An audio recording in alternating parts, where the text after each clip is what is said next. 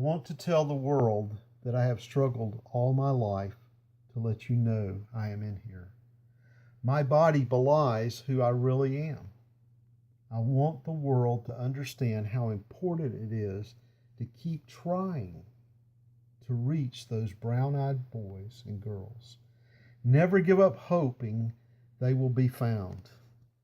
I want to tell the world that it is important that they value every human being, no matter what they look like or act like on the outside.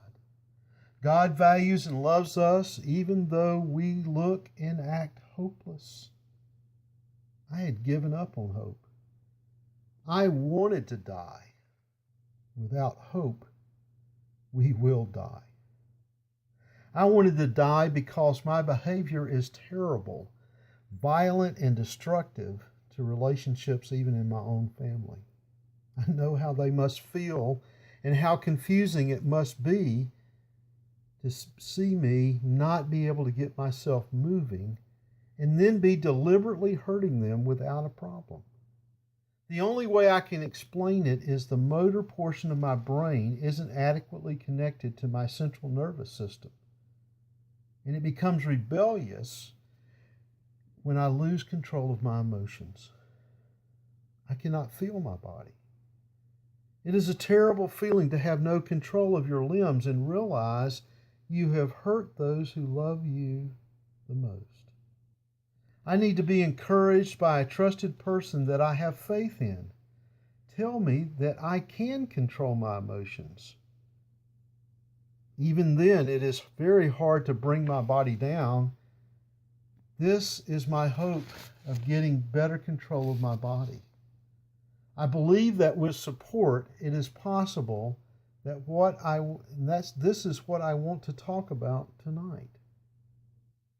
I have been blessed to have been given parents who would not give up on me, no matter how hard I made their life.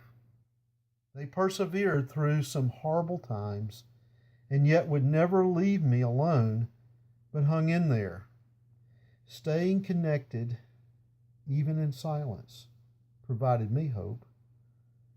I know it was the grace of God to help them endure through those times because you must understand, I was trying to kill them with my hands and body. This is hard to tell you, but it is true. I am blessed that they never quit loving me by showing me comfort, protection, encouragement, and respect I did not deserve. I still have problems controlling my body because of ongoing brain-body disconnect. But I now have hope that I can do it with support and depending on God's help. I am confident that God will complete in me what He started when He saved my soul July of this year. My heart was broken by a trusted friend, and I was filled with anger. Because I was so hurt, I wanted to end my life and hurt others too. I deliberately hurt my niece and another little one who was in my path.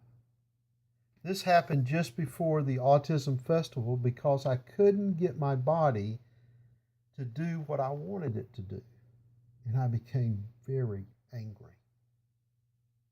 This is shameful for me to admit, but I must confess my anger. I have repented of my sins and asked God to save my soul. I am a new person saved by the grace of God. This still doesn't mean that I don't still get very angry, upset at my body sometimes, but I know God can help me if I ask Him to. I hope the Holy Spirit continues to bring healing to me as I grow more like Christ and give the pain to Him. It is a process, and I know it will take time to complete, but I am so thankful that I have a way to communicate. I am saved, and I have hope that I can change my behavior. I'm so excited to share my thoughts with you because I have been so full of thoughts, ideas, dreams, but without a voice due to motor planning dysfunction. This means I have trouble organizing my body, getting it started, and being able to control it to stop. I think many people are somewhat like me in this respect because they cannot get themselves out of bed or out the door to exercise like they intended to do. Some cannot stop themselves from eating the foods they know are bad for them. This puts us in the same category of not knowing what we want to do with our lives, of not doing what we want to do with our lives. How do we change? Action because of our hope. It begins with a dream and a compassion and a passion for change. But small steps must be put in place to reach this goal. This is what Anchor of Hope has done over the past 10 years. Tonight, we are here to celebrate Anchor of Hope's 10th anniversary, and I'm excited to see what God has done in the 10 years and where He wants us to go in the future. He has enabled Anchor of Hope with your help to change lives, open hearts and minds. Hope has been given in scholarships to families in financial struggles to help them get needed services for their disabled loved one. Hope has been given through respite for children with disabilities for their whole family so parents can practice self-care and share resources. The Autism Awareness Festival was started because my parents hoped to grow a community of support for autism.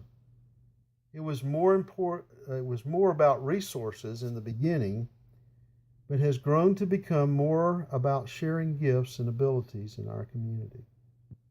My hope is that it be changed and called the Autism Acceptance Festival and made more about inclusion.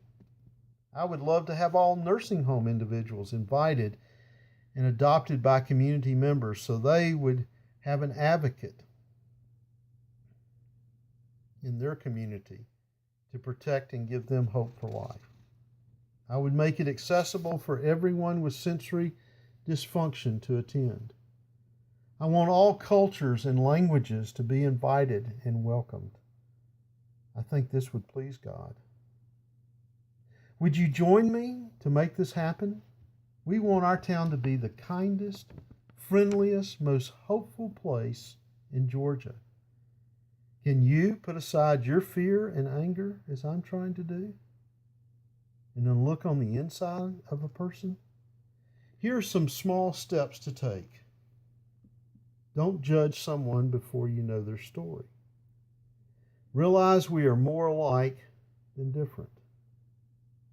Include a disabled, isolated, lonely person in all areas of your life.